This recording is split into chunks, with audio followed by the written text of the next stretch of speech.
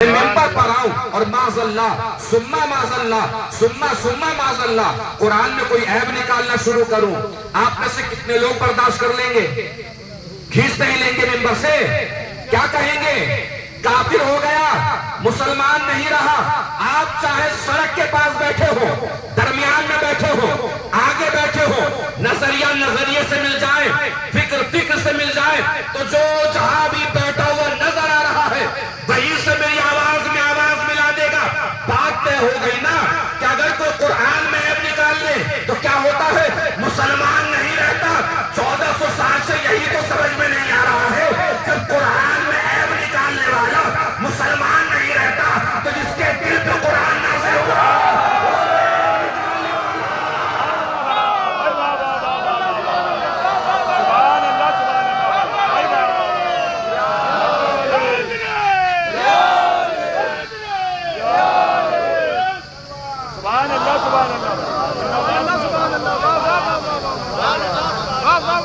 جب قرآن میں عیب نکالنے والا مسلمان نہیں رہتا تو جس کے دل پہ قرآن نازل ہوا اس میں عیب نکالنے والا خلیفۃ المسلمین کیسے ہو جاتا ہے؟ ایک صلوات پڑھیں مل جل کے بر محمد و آل محمد۔ اللہم صلی علی محمد و آل محمد۔ تو اتنا بڑا نبی، اتنا بڑا پیغمبر، امام نبی کا نائب ہوتا ہے۔ بات طے ہو گئی؟ امام کیا ہوتا ہے؟ نبی کا جانشین۔ اب آئیے آپ سب لوگ ماشاءاللہ تشریف لے آئے ہیں، اذان آپ کے پوری طرح تیار ہیں، تو میں آپ کو اس وقت کے مجلس کا خلاصہ پہلے ہی بتا دیتا ہوں کہ میں مجلس میں کیا پڑھنے والا ہوں، تاکہ آپ کے اذان پوری طریقے سے تیار رہیں۔ مجلس کئی طرح کی ہوتی ہے۔ ایک مجلس وہ ہوتی ہے کہ آپ اگر 10 منٹ بعد بھی مجلس میں شامل ہو جائیں تو مجلس آرام سے سمجھ میں آ جاتی ہے، پھر تھوڑی دیر سو لیے، 10 منٹ کے بعد پھر اٹھ گئے، پھر مجلس سمجھ میں آ جائے گی آپ کو، پھر تھوڑی دیر سو لیے، پھر 10 منٹ کے بعد اٹھ جائیے، مجلس آپ کو سمجھ میں آ جائے گی۔ ایک مجلس وہ ہوتی ہے جس میں شروع سے لے کے آخر تک آپ کو ٹک ٹکی باندھ کے دیکھنا پڑتا ہے اور ہر لفظ، ہر حرف پر خصوصی توجہ کرنی پڑتی ہے، اس لیے کہ مجلس کا ہر پیغام اور ہر موڑ اہم ہوتا ہے۔ اب میں آپ کو 3 منزل میں اس وقت کی گفتگو آپ کے سامنے پیش کروں گا۔ پہلی منزل، امام کون ہوتا ہے؟ کیا بتایا میں نے؟ نبی کا جانشین ہوتا ہے۔ پہلی منزل میں بتاؤں گا کہ یہ نبی کا جانشین، نبی کا خلیفہ اور نبی کا وصی کس خاندان سے ہوتا ہے۔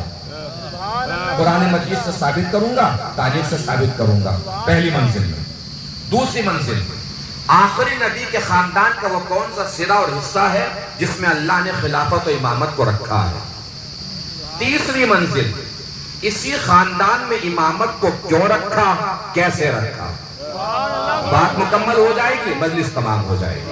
پہلی منزل اب ہم یہاں پہ کلیئر کرتے ہیں کہ نبی کا جانشین، نبی کا خلیفہ، نبی کا وصی کس خاندان سے ہوتا ہے۔ پوری طرح تیار ہے نا ایک دم؟ آئیے، یہ میں اپنا نظریہ نہیں، قرآنی نظریہ آپ کو سنا رہا ہوں۔ اللہ نے جب بھی کسی بھی نبی کا خلیفہ بنایا، آخری نبی کی بات نہیں ہو رہی ہے، کسی بھی نبی کا جب بھی خلیفہ بنایا ہے، نبی کے گھر والوں کو بنایا ہے، باہر والوں کو نہیں بنایا ہے۔ جملہ بدل دو تاکہ آپ کے اذان اور قریب ہو جائیں۔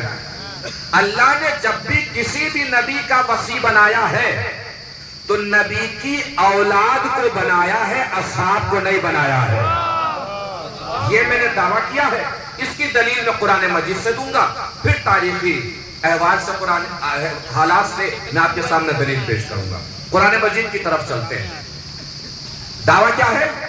نبی کی اولاد نبی کی خلافت کی حقدار ہے، نبی کے اصحاب نبی کی خلافت کی حقدار نہیں۔ ارشاد ہوا، بسم اللہ الرحمن الرحیم، ان اللہ اصطفیٰ آدم و نوحا و آل ابراہیم و آل عمران علی العالمین۔ اللہ نے آدم کو چنا، نوح کو چنا، اور ابراہیم کی اولاد کو چنا، عمران کی اولاد کو چنا۔ یہاں بھی اولاد کا تذکرہ ہے، اصحاب کا تذکرہ نہیں ہے۔ پھر ارشاد ہوا، بسم اللہ الرحمن الرحیم، وَلَقَدْ أَرْسَلْنَا نُوحًا وَإِبْرَاهِيمَ وَجَعَلْنَا فِي ذُرِّيَّتِهِمَا النُّبُوَّةَ وَالْكِتَابَ۔ ہم نے نوح کو رسول بنا کر بھیجا، ابراہیم کو رسول بنا کر بھیجا، اور ان دونوں کی اولاد میں ہم نے نبوت کو بھی رکھا، کتاب کو بھی رکھا۔ یہاں بھی اولاد کا تذکرہ ہے، اصحاب کا تذکرہ نہیں ہے۔ پھر ارشاد ہوا بسم اللہ الرحمن الرحیم وَوَهَبْنَا لَهُ إِسْحَاقَ وَيَعْقُوبَ كُلًّا هَدَيْنَا وَنُوحًا هَدَيْنَا مِنْ قَبْلُ۔ اللہ نے ابراہیم کو اسحاق جیسا بیٹا دیا، یعقوب جیسا پوتا دیا، ان کو ہدایت دی، نوح کو پہلے ہی ہدایت دی۔ اس کے بعد اللہ نے بہت سارے نبیوں کے نام لیے، موسیٰ، عیسیٰ، داؤد، ہارون، الیسع، زکریا۔ اس کے بعد اللہ ارشاد فرما رہا ہے وَمِنْ إِخْوَانِهِمْ وَذُرِّيَّاتِهِمْ وَاصْطَفَيْنَاهُمْ وَهَدَيْنَاهُمْ إِلَىٰ صِرَاطٍ مُسْتَقِيمٍ۔ اور اللہ نے جب بھی ان نبیوں کا خلیفہ بنانا ہوا، جب بھی نبیوں کا خلیفہ بنانا ہوا تو ان نبیوں کا خلیفہ یا نبیوں کے بھائی کو بنایا یا نبیوں کے بیٹوں کو بنایا۔ اللہ جانے کون پہنچانے کون رہ گیا۔ میں نے تو قرآنی قاعدہ آپ کے سامنے کھول کے رکھ دیا ہے، یعنی قرآنی قاعدہ ہے کہ اللہ جب بھی نبی کا وصی بنائے گا یا نبی کے بھائی کو بنائے گا یا نبی کے بیٹوں کو بنائے گا یا نبی کے بھائی کو بنائے گا یا نبی کے بیٹوں کو بنائے گا۔ یہ تھی قرآن مجید کی آیات۔ اب آ جائیے تاریخی واقعات کی طرف۔ اللہ نے آدم کا وصی، آدم کے بیٹے شیش کو بنایا۔ کس کو بنایا؟ کس کو؟ شیش کو نہیں، آدم کے بیٹے شیش کو۔ شیش ہونے کی وجہ سے خلیفہ نہیں بنے، آدم کے بیٹے ہونے کی وجہ سے خلیفہ بنے۔ سلامت رہیے۔ آدم کا خلیفہ کسے بنایا؟ آدم کے بیٹے شیش کو۔ شیش کا وصی شیش کے بیٹے انوش کو بنایا۔ انوش کا وصی انوش کے بیٹے قینان کو بنایا۔ قینان کا وصی قینان کے بیٹے مہلائل کو بنایا۔ مہلائل کا وصی مہلائل کے بیٹے یوارد کو بنایا۔ یوارد کا وصی یوارد کے بیٹے ادریس کو بنایا۔ ادریس کا وصی ادریس کے بیٹے متوشلہ کو بنایا۔ متوشلہ کا وصی متوشلہ کے بیٹے لمک کو بنایا۔ لمک کا وصی لمک کے بیٹے نوح کو بنایا۔ یہ بھی بیٹوں کے بعد، اور جب اللہ نے موسیٰ کا وصی بنایا تو موسیٰ کے بھائی